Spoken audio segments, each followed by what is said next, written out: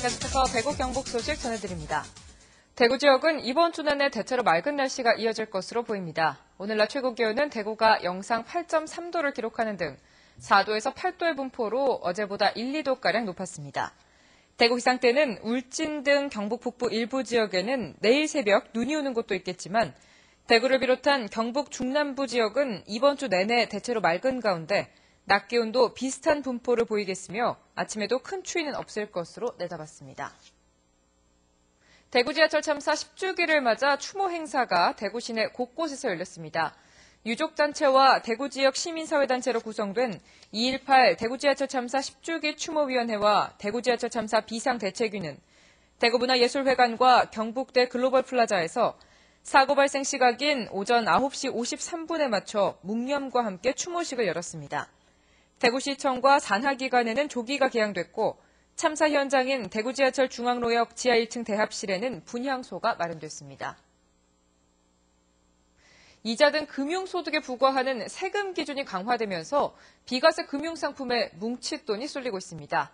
증여를 통해 금융소득을 분산하는 경우도 많아졌습니다. 윤태호 기자가 취재했습니다.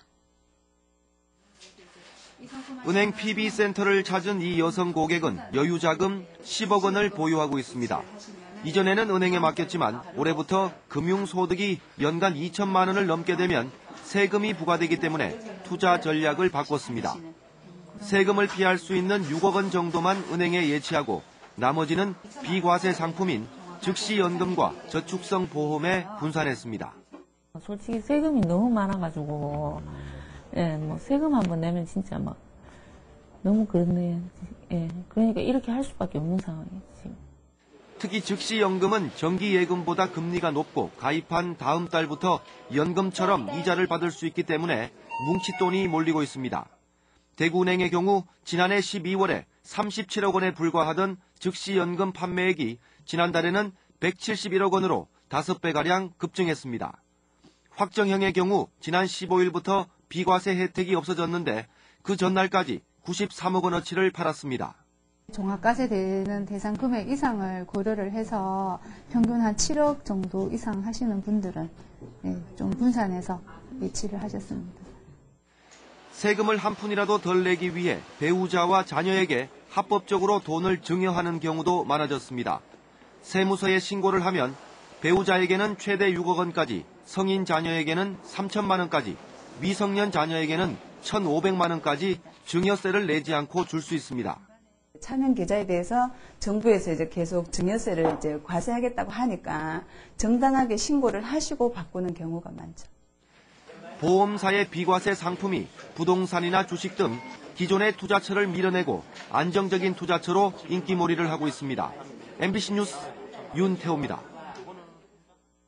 박근혜 정부 청와대 비서실장과 수석 일부 인선이 오늘 발표된 가운데 지역 출신이 한 명 포함됐습니다. 민정수석에 내정된 곽상도 전 대구지검 서부지청장은 대구 출신으로 대건고를 졸업했고 대구지검 의성지청장과 대구지검 공안부 부장검사 등을 역임했습니다. 대구지방경찰청 광역수사대는 당선인 비서실에서 일정관리 업무를 맡고 있는 한성교 의원의 전 보좌관 42살 이모 씨를 그저께 불러 조사한 데 이어 어제는 인수위 실무직원인 박종근 전 의원의 보좌관 49살 한모 씨를 소환 조사했습니다. 경찰은 이들이 지난 2011년 1월 대구 테크노파크 모바일 융합센터장이었던 김모 씨로부터 2천만 원 상당의 해외 골프 접대를 받은 경위와 대가성 여부를 추궁했습니다.